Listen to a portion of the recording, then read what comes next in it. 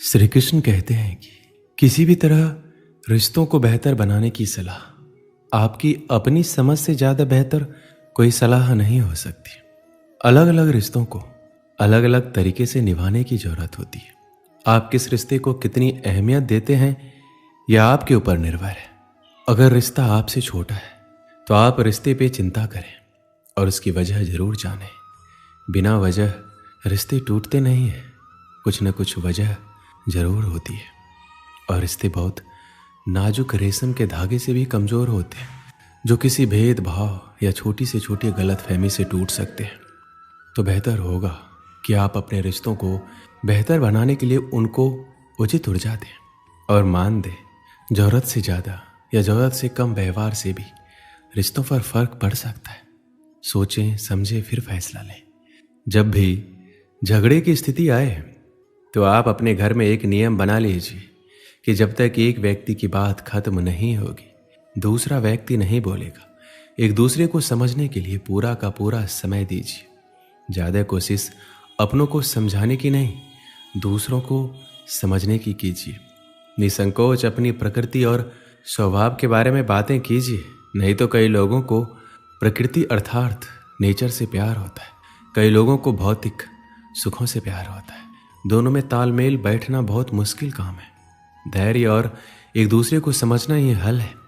इस संसार में हर लड़ाई का जन्म विचारों से ही होता है और विचार इतने महत्वपूर्ण नहीं होते।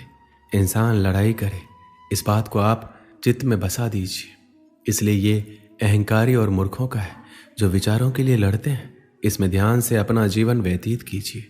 श्री कृष्ण कहते हैं समाज में हर व्यक्ति का किसी न किसी के साथ कोई न कोई रिश्ता होता है। प्रत्येक रिश्ते की अपनी एक गरिमा होती है जिसको निभाना जरूरी होता है। समस्या वहाँ आ जाती है जब हम उस रिश्ते की गरिमा पार कर सभी रिश्तों को भूल अपने स्वार्थ के लिए सोचते हैं। पति पत्नी के रिश्ते कांच की तरह होते हैं, टूट जाए तो चुभते हैं।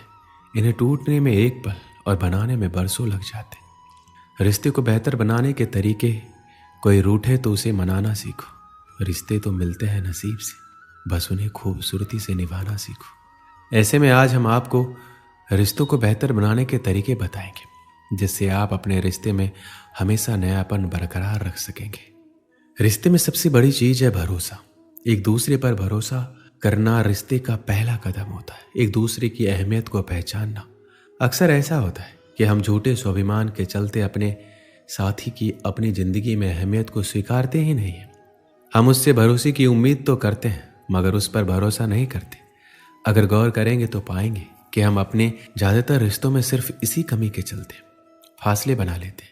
ये कदम इतना मुश्किल भी नहीं होता। जरा सा भरोसा एक दूसरे पर कीजिए तो सही। यकीन मानिए बदले में भरोसा, सहारा, प्यार और साथ सब कुछ आपको मिलेगा।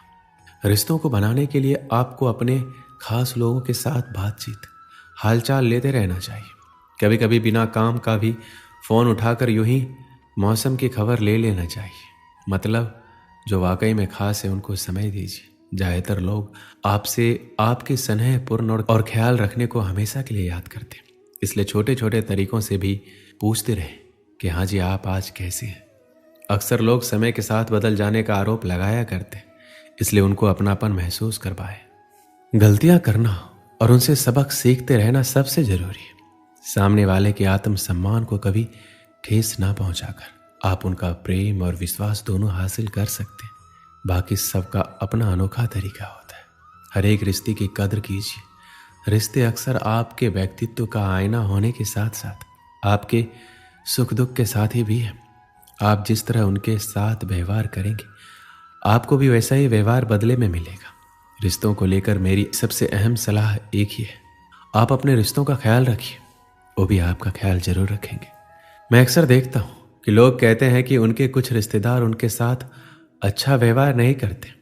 मेरे भी कुछ ऐसे रिश्तेदार हैं जो मेरे साथ अच्छा व्यवहार नहीं करते, लेकिन मैं उनको लेकर रोता नहीं हूँ। श्री कृष्ण कहते हैं उनका व्यवहार उनका कर्म है और आपका व्यवहार आपका कर्म है। वो आपके साथ जैसा भी व्यवहार करे वह आपके वश में नहीं है, लेकिन आप उनके साथ कैसा व्यवहार करते हैं यह आपके वश में जरूर है। जहाँ तक हो सके अच्छे और विनम्र बने रहिए। यदि बात आपके स्वाभिमान पर आती है तो हट जाइए, लेकिन दूसरों के साथ उन्हीं के स्तर पर मत जाइए। सबका हिसाब किताब लिखा जा रहा है, आपका भी और उनका भी। रिश्तों की अहमियत आपसी समझ और व्यवहार से जुड़ी है। विविधता स्वाभाविक है, लेकिन अशिष्टता या फिर बुरा बर्ताव आपका अपना कर्म है। रिश्ते बहुत ही प्यारे होते हैं। रिश्ते उस अमृत की तरह है जिसे इंसान अपनी जिंदगी में सही तरह से सहेजना सीख ले, तो जब तक इस धरती पर बसेरा है वह कभी अकेला और उदास नहीं रह सकता है। एक समय में दो भाई रहा करते थे। दोनों ही बड़े स्नेह के साथ रहते थे। कोई चीज लाते तो एक दूसरे के परिवार के लिए अवश्य लाते। छोटा भाई भी सदा बड़े को आदर तथा सम्मान की दृष्टि से देखता। एक दिन किसी बात पर दोनों में कहासुनी हो गई। बात बढ़ गई और छोटे भाई ने बड़े भाई को अपशब्द कह दिया। वहीं से दोनों के रिश्ते में खटास आ गई। पूरा 1 साल बीत गया, लेकिन दोनों में से किसी ने भी एक दूसरे से बात करने की कोशिश नहीं की। जब छोटे भाई की बेटी का शादी का अवसर आया तो उसने सोचा कि बड़े तो बड़े ही होते हैं, मैं उन्हें ही मना लेता हूँ। उसने भाई से बीती बातों को लेकर क्षमा मांगी और घर का विवाह कार्य संभालने का निवेदन किया। लेकिन बड़ा भाई मन में बात लेकर बैठा था, इसलिए उसने विवाह में जाने से मना कर दिया। इससे छोटा भाई भी दुखी हुआ, लेकिन उसने ठान लिया कि वह किसी भी तरह भाई को मना कर रहेगा। विवाह के काफी दिन कम बचे थे। छोटे भाई के प्रयास लगातार जारी थे। एक दिन एक रिश्तेदार ने छोटे भाई को बताया कि तुम्हारा बड़ा भाई रोज एक महाराज जी के पास सत्संग सुनने जाता है, उनकी सारी बातें वो मानता है। इसके बाद छोटा भाई उन संत के पास पहुंचा और पिछली सारी बात बताते हुए अपनी गलती के लिए क्षमा याचना की और पश्चाताप व्यक्त किया। उसने संत से निवेदन किया कि आप मेरी बेटी के विवाह में मेरे बड़े भाई को आने के लिए राजी कर दें। दूसरे दिन जब बड़ा भाई सत्संग में गया तो संत ने उससे पूछा, तुम्हारे छोटे भाई के यहाँ कन्या का विवाह है, तुम क्या काम संभाल रहे हो? उसने जवाब दिया, मैं तो विवाह में सम्मिलित ही नहीं हो रहा हूँ।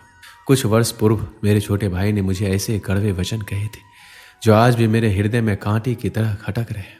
संत जी ने कहा, सत्संग के बाद मुझे मिलकर जाना। सत्संग समाप्त होने के बाद बड़ा भाई संत के पास पहुंचा तो उन्होंने पूछा, मैंने बीते रविवार को जो प्रवचन दिया था उसमें क्या कहा था? काफी देर सोचने के बाद हाथ जोड़कर बोला, माफी चाहता हूं, मुझे कुछ याद नहीं आ रहा। संत ने कहा, देखो मेरी बताई हुई अच्छी बातें तो तुम्हें 8 दिन भी याद नहीं रही, और छोटे भाई के कड़वे बोल जो 1 वर्ष पहले कहे गए थे वो तुम्हें अभी तक हृदय में चुभ रहे हैं। जब तुम अच्छी बातों को याद नहीं रख सकते तब उन्हें जीवन में कैसे उतारोगे? अगर जीवन नहीं सुधारा तब सत्संग में आने का लाभ ही क्या रहा? इसलिए यहाँ मत आया करो। ये सुनकर बड़े भाई की आंखें खुली। उसने आत्मचिंतन कर स्वीकार कर लिया कि वास्तव में हम सब कड़वे शब्दों को दिल में बसाकर गांठ बांध लेते हैं। जीवन भर उसे सोचकर अपने मन में दूसरों के प्रति नफरत बढ़ाते जाते, लेकिन बात करके उसे सुलझाने का प्रयास नहीं करते, क्योंकि हमारा अहंकार हम पर हावी होता है। इसके बाद बड़े भाई ने संत से भूल की क्षमा मांगी और अपने भाई को माफ कर दिया। इसलिए हमेशा सभी से स्नेह करते रहे और कोई भी समस्या हो उसे आप बात कर सुलझाने का प्रयास करें। दोस्तों, इस वीडियो में बस इतना ही। मिलते हैं अगले वीडियो में। अपना ख्याल रखिएगा। जय श्री कृष्ण।